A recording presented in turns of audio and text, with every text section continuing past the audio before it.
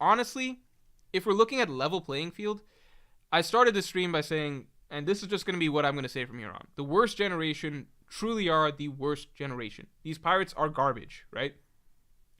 So, like, these guys came in supposed to be this next era of great, great figures that's comparable to that Rocks, Roger, Whitebeard, Kaido, Shiki batch of pirates that came up, Captain John, all of those guys, right? They're supposed to be like that. Who are we really getting out of this era? Luffy, Blackbeard, all of the rest of them are fucking done, right? Like, Luffy and Blackbeard, that's it. It was basically the same as it was from the beginning of the story, which is we understand it's Luffy and Blackbeard as the two upcoming pirates of this era.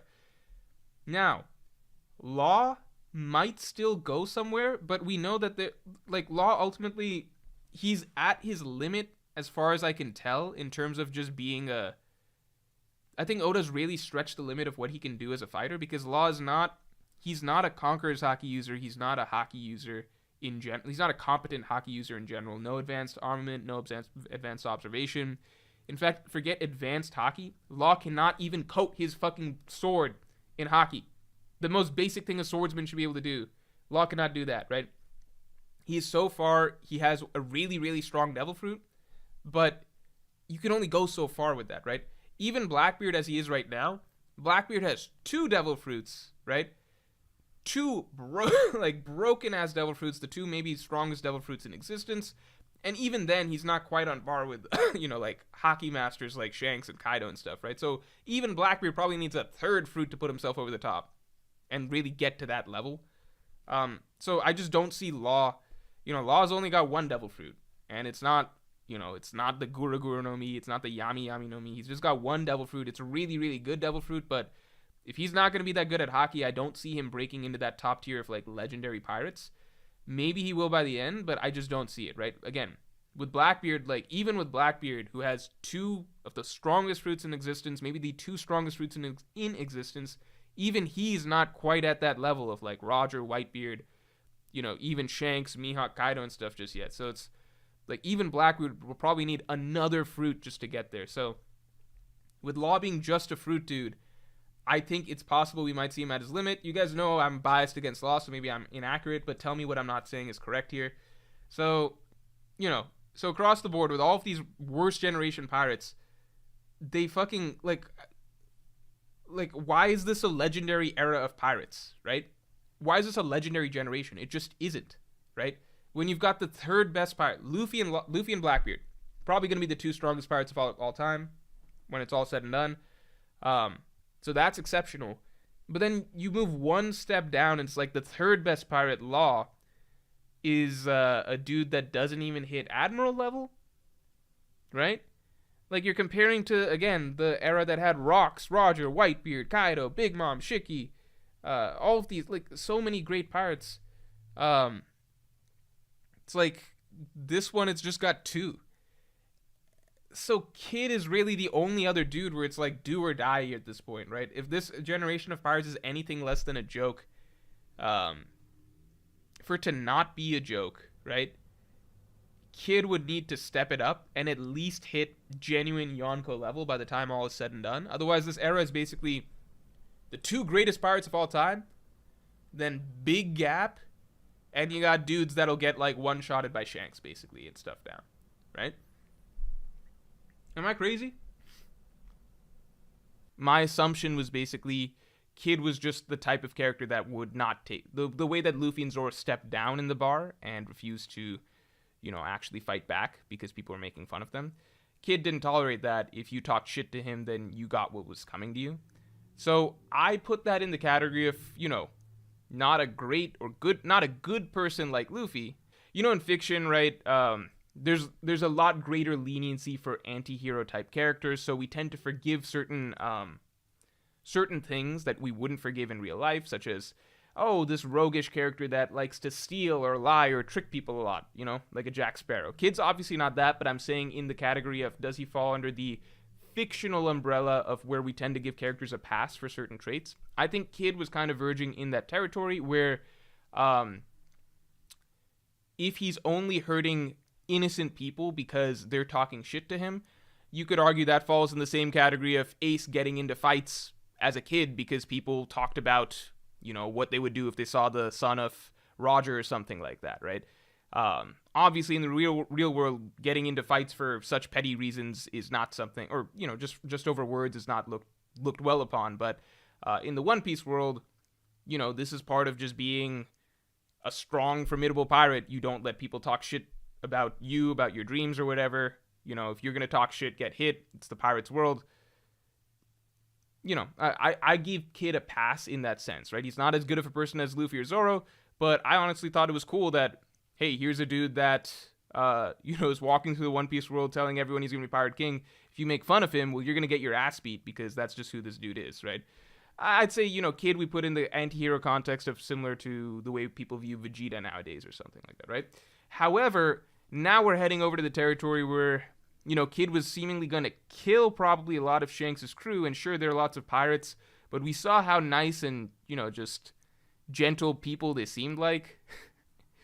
Again, is that much different? No, they're pirates. They know what they signed up for. If they get killed by Kid, they get killed. But at this point, if Kid had actually murdered a lot of Shanks' innocent, old, weak crew members, I think seeing that would have made it very difficult for a lot of readers to actually view him as a good person anymore. Forget Kid. What are any of these supernovas doing? Hawkins had a 250 million berry bounty, right? Luffy, 250 million is not even that far off from 300 million. So what are any of these characters doing that is getting them such insanely high bounties? Maybe they're going up against strong Marines. What would make sense that would also not make sense for the Straw Hats to be doing? The three categories of things that I think that could get you a high bounty as an up-and-coming pirate is, one, going up against strong Marines, right? So that's something we never saw the Straw Hats really do pre-time skip. The only Marine that was a consistent trouble for them was Smoker, and Luffy never beat Smoker, right?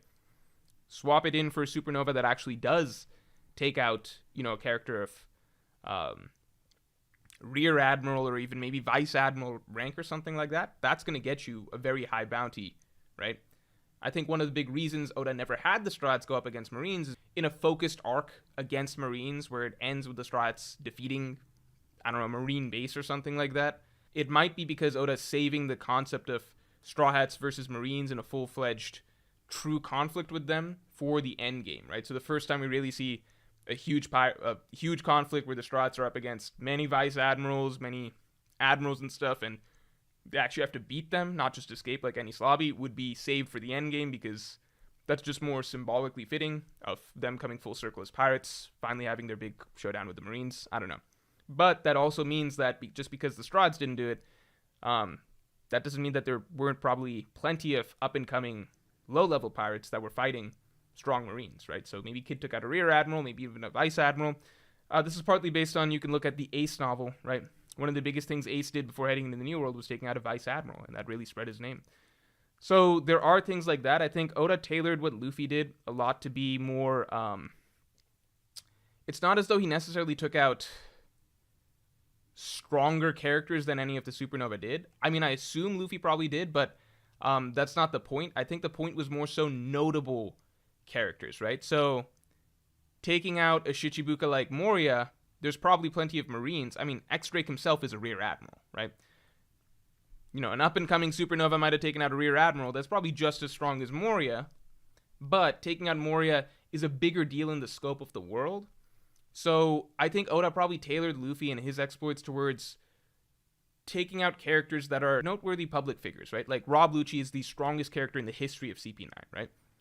Luffy could have fought maybe a Vice Admiral or probably a Rear Admiral that's just as strong as Rob Lucci pre-time skip, but that wouldn't have the same, cool factor of taking out someone really unique, right? Like the best CP9 member ever. Then taking out other strong pirates that already exist. Luffy did that more so against the Shichibukai, but who's to say that there weren't other previously established strong pirates in the Grand Line that up-and-coming rookies were taking out? Again, Oda erred towards the Shichibukai because those are notable public figures, right? It's not as though Moria is probably stronger than all other Grand Line pirates, but he's got a title associated with him, so it makes it more interesting for Luffy to go up against that. And finally, taking out strong islands, right? Which is, Luffy and the Straw Hats never really attack or ransack islands, so they have to kind of earn their name throughout the Grand Line. They're actually handicapped in a sense. They have to earn their name throughout Paradise, not through attacking islands and things like that, or going up against the armies of various kingdoms or powerful cities, like other pirates probably do. They have to earn their reputation through, going up against Shichibukai or CP9, like the world government, right? Things that the reader can get behind. So in a sense, yeah, they're doing all this crazy shit. But these other pirates, what if the kid pirates, imagine if they had just if they showed up at Water 7 and just took out all of Galila Company or something like that, right? That's a big deal. It's just that the Straws would never do something like that. So, on the one hand, you could say Luffy and the Straws are doing all this crazy impressive shit. What are these other characters doing? Doesn't make sense. But then if you think about it, it's like, well, what if they're actually just doing actual pirate shit, and they're fighting characters that the Straws normally wouldn't fight? That makes sense. Mihawk is not stronger than Prime Roger and Whitebeard. It's just insanity to think that, right? It's there's nothing in the story that is ever, characters don't talk or speak or hype up Mihawk in that sense.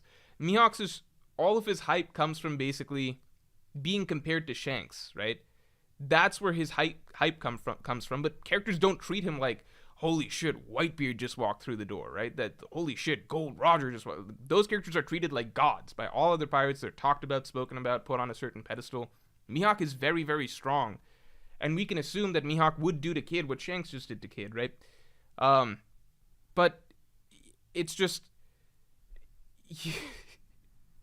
we don't know everything Shanks can do just yet.